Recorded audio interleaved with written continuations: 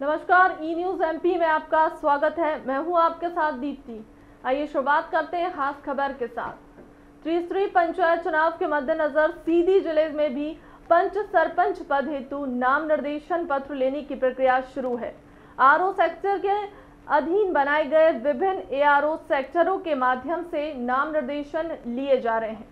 आइए अधिक जानकारी के लिए बात करते हैं अपने वरिष्ठ पत्रकार सचिंद्र मिश्र के साथ। पंचायत चुनाव के क्या अपडेट हैं आपके पास?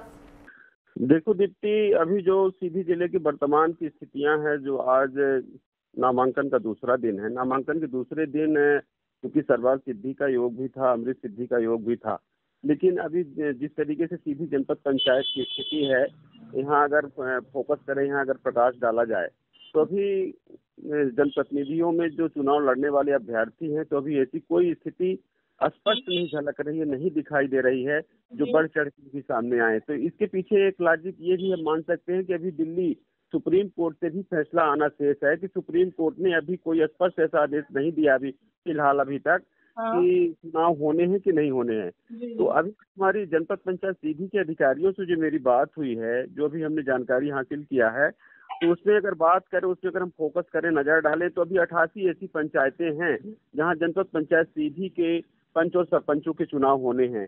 वही एक पूरे टोटल बात करें जनपद सदस्य के लिए 315 ऐसे जनपद सदस्य हैं जहां पे निर्वाचन होने हैं। और बात करें जिला पंचायत सदस्य के लिए, तो जिला पंचायत सदस्य की बात की जाए तो चूंकि आरक्षण आज होना था, तो आरक्षण प्रक्रिया को राज्य शासन ने निरस्त कर दिया है। फिलहाल ये आरक्षण प्रक्रिया 14 की बजाय 18 को कर दी गई है। तो कहीं न कहीं देखिए, अभी पिक्चर जो है तो पूरे चुनाव की क्लियर नहीं हुई है।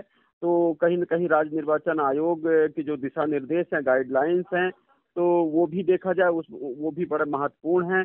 और उसी के गाइडलाइन के अनुसार जो है तो भी जनपद पंचायत सीधी जिले में जो वो है तो प्रथम चरण में पहला चुनाव प्रक्रिया यहाँ चालू है। तो अभी तक जो आज की पिक्चर रही है, आज की स्थितियाँ जो रही है, तो जनपद सदस्य के लिए 3 उम्मीदवारों ने नामांकन दाखिल किया है। तो वहीं सरपंच की बात की जाए तो सरपंच पद के लिए 7 उम्मीदवारों ने अपने पर्चे दाखिल किए हैं, जबकि पंच पद की बात की जाए तो पंच के लिए अभी एक भी पर्चे दाखिल नहीं हुए हैं।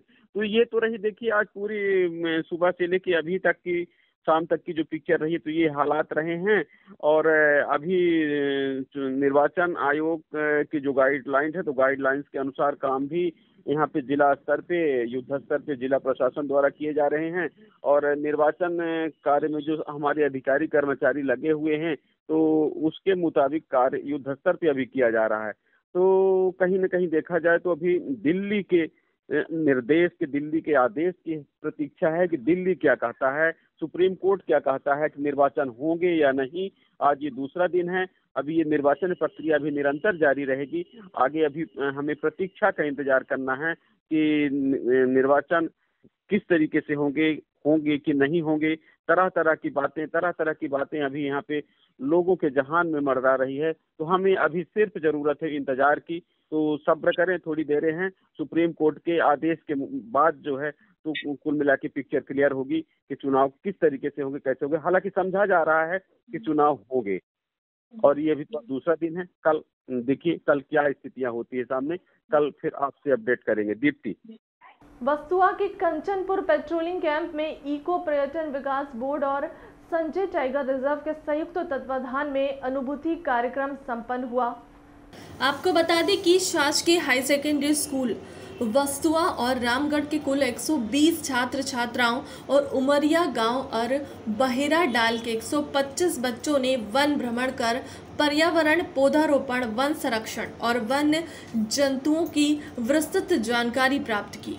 Master trainer doctor Kailash Tiwari द्वारा विद्यार्थियों को इस अनुभूति यात्रा में उनके कोमल मन पर वन के अनेकों पार्श्व, जिसमें पर्यावरण, मिट्टी कटाव, वृक्षारोपण और वन संरक्षण के अतिरिक्त वन्य जीव जंतुओं की जीवन शैली और उनके वंश वृद्धि की व्यापक जानकारी कराते हुए छात्रों के मन में उठ रहे चित्रकला, प्रश्नोत्तरी और नेचर ट्रेल एक समुचित कार्यशाला और अध्ययन का अभिनव प्रयोग संजय टाइगर रिजर्व द्वारा किया गया है। प्रत्येक मंगलवार को जिला पंचायत सभागार में आयोजित होने वाली जन सुनवाई में आज अपर कलेक्टर श्री बी के पांडे द्वारा आए लोग इसकी जन समस्याएं सुनी गईं, उनसे आवेदन प्राप्त किए गए और आवेदनों पर तत्काल निराकरण करने हेतु संबंधित अधिकारियों को समय सीमा में संतुष्टिकरण निराकरण करने के निर्देश किए गए हैं। जन सुनवाई में अपर कलेक्टर बी.के. पांडे सहित अन्य विभागों के विभाग प्रमुख और अधिकारी कर्मचारी मौजूद रहे।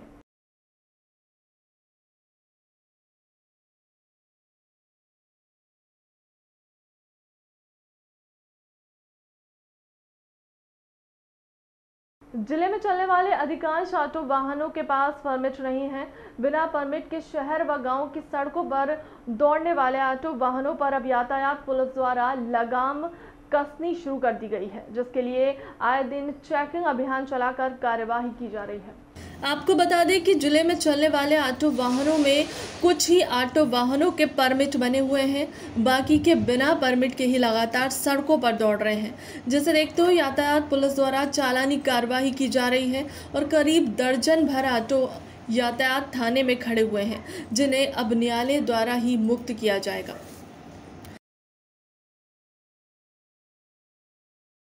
गृह मंत्री नरोत्तम मिश्रा ने आज अपने संबोधन में कहा कि आज कोरोना के 18 नए मामले सामने आए हैं, जिनमें से 15 लोग ठीक हुए हैं। अब तक 51,000 सैंपल लिए गए हैं।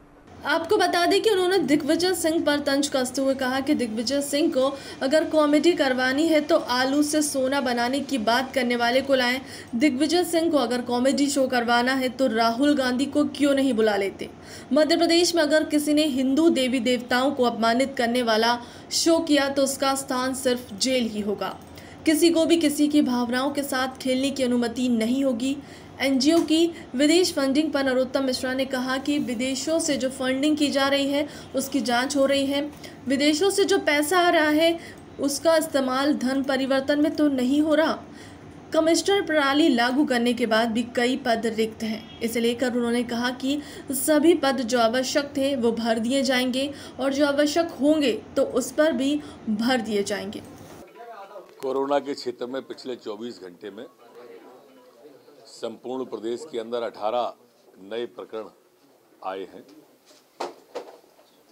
जबकि 15 लोग ठीक होकर अपने अपने घरों की ओर गंतव्य की ओर गए हैं। संक्रमण दर हमारी 0.03% संपूर्ण प्रदेश में है, जबकि रिकवरी दर हमारी 98.6 पर स्थिर बनी हुई है। 51,733 सैंपल कल लिए गए। एक दूसरा विषय जो हमारे अखिल भारतीय स्तर की प्रतियोगिताएं होती हैं, उसमें पदक जीतने वाले हमारे जो पुलिसकर्मी हैं, जिन्होंने रजत पदक, कांस्य पदक, स्वर्ण पदक जीते हैं,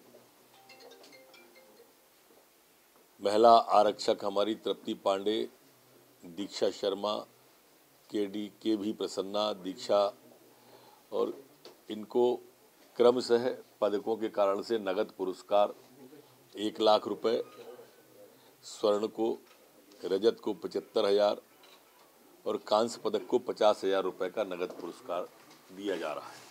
फिलहाल के लिए अब तक की खबरों में इतना ही। देश दुनिया की तमाम बड़ी खबरों के लिए बने रहे न्यूज़ एमपी के साथ। नमस्कार।